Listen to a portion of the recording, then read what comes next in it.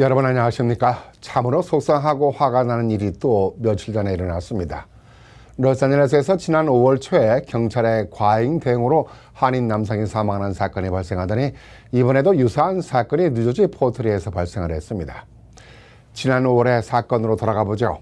정신질환을 앓고 있는 40세의 한인 동포 양용 씨가 있습니다. 어느 날 갑자기 폭력적인 행동을 보이자 가족들이 정신요양원에 도움을 요청을 했습니다. 정신요양원 직원들이 요양원 이송을 위해서 경찰에 도움을 요청을 했습니다. 그랬는데 출동한 경찰들이 양 씨 아파트 문을 부수고 들어가서 총격으로 사살을 했습니다.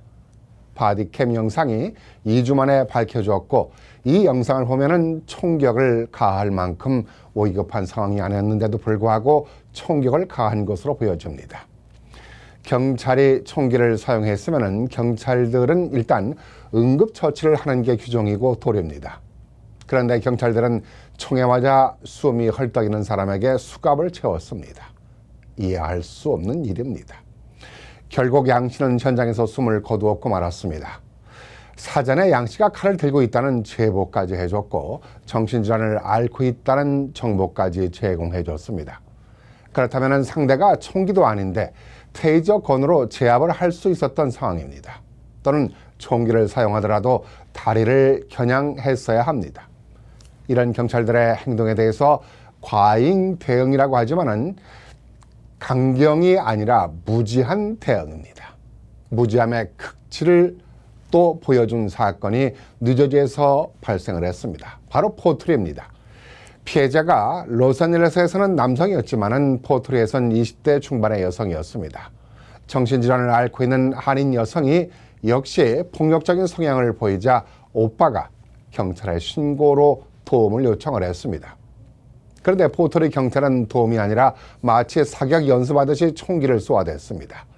정보를 알고 온 경찰들이 피해자가 총기를 들고 있었던 것도 아니고 여성이었습니다. 그렇다면 역시나 이 사건도 테이저 건으로도 충분히 제압할 수 있었습니다.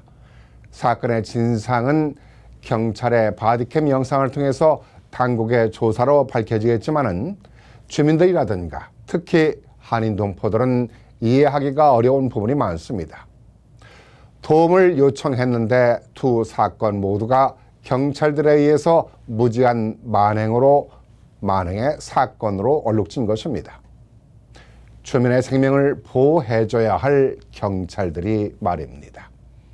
그렇다면 한인 사회에서는 어떻게 소리를 낼 것인가에 대해서 고민해야 할 문제입니다.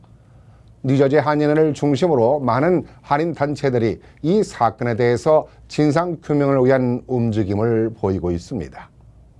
한인 단체만이 아니라 한인 사회 정치권도 함께 해야 할 일입니다.